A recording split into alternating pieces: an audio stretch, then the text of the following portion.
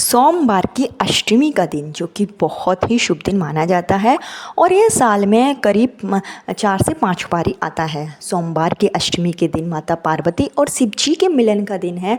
ऐसे में सोमवार की अष्टमी के दिन जो भी भक्त शिव भगवान के सामने बैठकर अपनी मनोकामना पूर्ति के लिए विनती करता है, उपाय करता है, कुछ नियम अपनाता है तो आपके जो भी मनोकामना होती है वो बहुत जल्दी पूरी हो जाती है। सोमवार की अष्टमी का दिन बहुत ही जो है लाभदायक दिन माना जाता है। सोमवार की अष्टमी के दिन आप विधि विधान से भोलेनाथ की, माता पार्वती की पूजन अर्चन करें। आपके जीवन में चल रही जो भी परेशानियां हैं वो निश्चित रूप से दूर होगी। बैसाख का महीना चल रहा है और बैसाख के महीने में सोमवार की अष्टमी 21 अप्रैल को है। 21 अप्रैल सोमवार का दिन बहुत ही शुभ दिन माना गया है। इस दिन उत्तर आषाढ़ नक्षत्र रहेगा और साथ ही साथ सर्वा सिद्धि योग के साथ में सिद्धि योग रहेगा जो कि बहुत ही शुभ योग माना जाता है। इस बार की जो सोमवार की अष्टमी है वो बैसाख के महीने में पड़ रही है और बैसाख का महीना पूजा पाठ की दृष्टि से बहुत ही शुभ महीना माना जाता है। जिस तरीके से कार्तिक का महीना माघ के महीने की महिमा है उससे कई अधिक महिमा जो है बैसाख के महीने की रहती है। बैसाख के महीने में सोमवार की अष्टमी का होना एक बहुत ही शुभ दिन है। ऐसे में जो भी निसंतान दंपत्ति हैं, जिनको संतान प्राप्ति में बाधाएं आ रही हैं, जिनके जीवन में कष्ट है, दुख है, शादी को कई साल हो गए हैं और संतान प्राप्ति के योग नहीं बन पा रहे हैं, आपने कई उपाय कर लिया है, कई पूजा पाठ कर लिया है, तो ऐसे में आप सोमवार की अष्टमी की विशेष तिथि पर इस वीडियो में बताए गए सरल से उपाय जरूर करें। मैं आपको इस वीडियो में 2 ऐसे सरल उपाय बताऊंगी जिसको अगर आप पूरे सच्चे मन से विधि विधान से करते हैं तो मात्र 3 महीनों के अंदर ही गर्भधारण हो जाता है। महिलाओं को किसी भी तरीके की कोई परेशानी है, गर्भ संबंधी परेशानी है, गर्भधारण होता है, बार बार मिसकैरेज हो जाता है, इस तरीके की अगर कोई भी परेशानी है आपको तो सोमवार की अष्टमी के दिन उपाय जरूर करें। यह सोमवार की अष्टमी बहुत ही शुभ अष्टमी मानी गई है क्योंकि उत्तर आषाढ़ नक्षत्र है और इस नक्षत्र में आप वंश वृद्धि के लिए, पुत्र प्राप्ति के लिए जो भी उपाय करेंगे वो निश्चित रूप से कारगर होगा। अगर आपके घर में लगातार कन्या ही कन्याएं जन्म ले रही हैं, आप चाहते हैं कि आपको एक पुत्र की प्राप्ति हो, तो उस स्थिति में भी आप सोमवार की अष्टमी के दिन यह उपाय कर सकते हैं। उपाय जो है शिव पुराण में निहित है, हमारे पूजनीय गुरु जी की कथा से लिया गया है। कथा को ध्यानपूर्वक सुनकर ही आपके लिए यह उपाय लाया गया है। तो इस उपाय को पति पत्नी दोनों मिलकर अगर करते हैं तो बहुत ही शुभ माना जाता है। उपाय बहुत जल्दी कारगर हो जाएगा। नहीं कर सकते हैं दोनों मिलकर, तो पति या पत्नी में से कोई भी एक व्यक्ति अगर इन उपायों को करे, पूर्ण समर्पण भाव के साथ करता है तो निश्चित रूप से संतान की प्राप्ति होकर ही रहती है। हेलो दोस्तों, मेरा नाम है श्वेता तिवारी और आपका मेरे चैनल धर्म ज्ञान पथ में स्वागत है। अगर आपको यह वीडियो पसंद आए तो वीडियो को एक लाइक जरूर करें। साथ ही साथ चैनल पर पहली बार आए हैं तो कमेंट बॉक्स में हर हर महादेव, ओम नमः शिवाय जरूर लिखें, जिससे कि भोलेनाथ की कृपा आप पर और आपके पूरे परिवार पर हमेशा के लिए बनी रहे। 21 अप्रैल को सोमवार की अष्टमी तिथि की जो शुरुआत है वो 20 तारीख को रात्रि में 7:01 पर होगी और इस तिथि की समाप्ति 21 तारीख को शाम के समय 6:52 पर होगी। ऐसे में उदय तिथि के अनुसार जो सोमवार की अष्टमी का व्रत रखा जाएगा, जो उपाय किए जाएंगे वो 21 अप्रैल सोमवार के दिन होंगे। इस उपाय के लिए आप सुबह जल्दी उठें, सूर्योदय से पहले उठकर स्नान आदि करके साफ सुथरे वस्त्र धारण कर लें। अगर आप सोमवार का व्रत रखते हैं तो व्रत जरूर रखें, नहीं रखते हैं तो आप सिर्फ साधारण सा उपाय कर सकते हैं। इसके लिए आपको जाना होगा शिव मंदिर में। जो मैं आपको पहला उपाय बता रही हूँ वो आपको सुबह के समय करना है। सुबह यानी कि 12 बजे से पहले आप इस उपाय को कर लें। इसके लिए आप पूजन की सामग्री तैयार करें। जो शिव भगवान की प्रिय चीज़ें हैं, अपनी क्षमता के अनुसार, अपने सामर्थ्य के अनुसार एक पूजन की थाली तैयार कर लें। उसमें आपको एक शुद्ध देसी घी का दीपक तैयार करना है जो गोल बाती का आपको करना है। और इसके साथ ही 1 लोटा अपने घर का जल लेकर शिव मंदिर में आप जाएंगे और विशेष मनोकामना पूर्ति के लिए आपको जो उपाय ज़रूरत होगी उसके लिए आपको लेना है एक 31 चावल के दाने, 31 चावल के दाने आपको लेना है। जो चावल के दाने लेंगे वो साबुत होना चाहिए, टूटे ना हो, इस बात का विशेष ध्यान रखें। इसके साथ ही आपको लेना है 31 हरा मूंग, जो खड़ा मूंग की दाल आती है, खड़ा मूंग, वो आपको 31 की मात्रा में लेना है। और इसके साथ ही आपको लेना है 31 बेलपत्र। जो आप बेलपत्र लेंगे वो कहीं से भी कटी पिटी नहीं हो, इस बात का भी विशेष ध्यान रखें। स्वच्छ आपको 31 बेलपत्र लेना है और ये तीनों चीज़ें लेकर आप जाएं शिव मंदिर में। सबसे पहले जब आप शिव मंदिर में जाएंगे तो शिव मंदिर की जो मेन चौखट होती है वहाँ पर आपको 31 चावल के दाने अपनी दाहिनी तरफ, यानी जहाँ से आप एंटर करेंगे उसके दाहिनी तरफ आपको ये चावल के दाने रख देना है और अपनी मनोकामना, अपना नाम और गोत्र आपको बोलना है। संतान प्राप्ति की कामना है, पुत्र प्राप्ति की कामना है, तो वो भोलेनाथ से आप विनती करेंगे।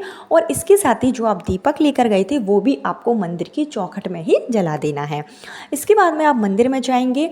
जो मंदिर में नंदी भगवान होते हैं, नंदी भगवान का जो उठा हुआ पैर होता है, वहाँ पर आपको 31 जो हरा मूंग आप लेकर गए थे वो आपको उस जो खड़ा हुआ जो पैर होता है उठा हुआ, उस पैर के पास में आपको 31 हरा मूंग रख देना है। और रखते समय आपको नंदी भगवान के कान में, जो नंदी भगवान का बायां कान है, वहाँ पर आपको अपनी मनोकामना बोलनी है।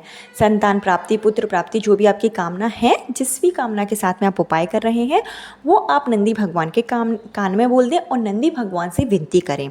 इसके बाद में जो आप 31 बेलपत्र लेकर गए थे वो बेलपत्र में आपको लाल चंदन और पीला चंदन लगाना है। बीच वाली पत्ती पर आप लाल चंदन का लेपन कर दें और दो जो साइड में पत्तियां होती हैं उस पर आप पीले चंदन का लेपन करके यह 31 बेलपत्र आपको एक एक करके श्री शिवाय नमस्तुभ्यम का जाप करते हुए शिव भगवान के ऊपर, शिवलिंग पर आपको अर्पित करना है। अर्पित जब आप करेंगे तो जो बेलपत्र की डंडी है उसका मुख माता अशोक सुंदरी की तरफ होना चाहिए, इस बात का ध्यान रखें। और इस तरीके से आप 31 बेलपत्र अपनी मनोकामना के साथ में शिव मंत्र का जाप करने के साथ में आपको शिवलिंग के ऊपर चढ़ा देना है और झोली फैलाकर आपको संतान प्राप्ति के लिए, पुत्र प्राप्ति के लिए भोलेनाथ से प्रार्थना करनी है। यह जो दिन होता है उस दिन आप शिव भगवान से अपनी मनोकामना की पूर्ति करवा सकते हैं। जो भी आप मांगेंगे वो आपको निश्चित रूप से प्राप्त होगा। तो इस उपाय को आप सुबह के समय कर लें। इसके साथ ही आप शिवलिंग पर और भी जो चीज़ें लेकर गए हैं वो आप चढ़ा दें। 1 लोटा जल जो लेकर गए थे वो उत्तर दिशा की ओर मुख करके धीमी धार में आप जल चढ़ाएं। और जब आप घर वापस लौटें तो लोटा आपको खाली लेकर नहीं आना है, उसमें थोड़ा सा जल आपको अपने घर लेकर आना है। जो जल आप लोटे में लेकर आए थे उस जल को पति पत्नी दोनों को सेवन करना है, आचमन करना है आपको उसका। इस तरीके से आपको उपाय करना है। इसके साथ ही आप जो दूसरा उपाय करेंगे वो भी बहुत ही कारगर है। वो उपाय केवल सोमवार की अष्टमी के दिन ही किया जाता है।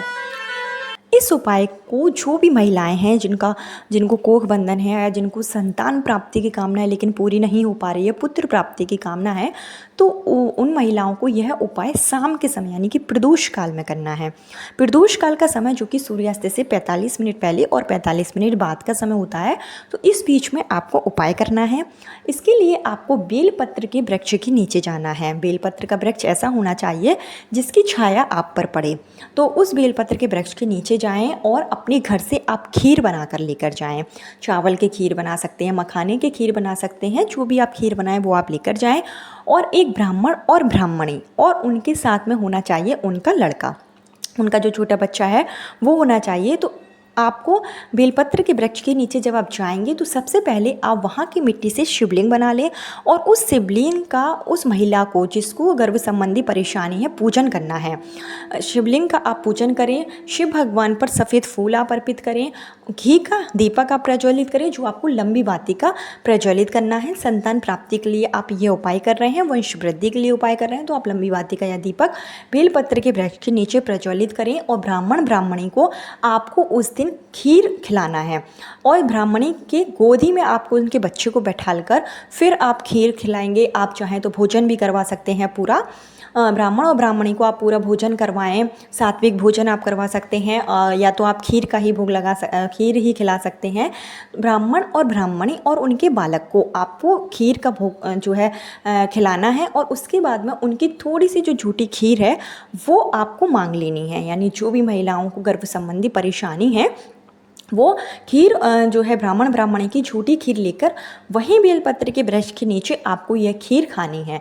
इस तरीके से अगर आप यह उपाय करते हैं अष्टमी के दिन शाम के समय, तो यह उपाय बहुत ही कारगर है और इस उपाय को हमारे पूजनीय गुरुजी की कथा में बार बार बताया गया है। तो इस उपाय को आप जरूर कर लें, यह उपाय निश्चित रूप से कारगर होगा।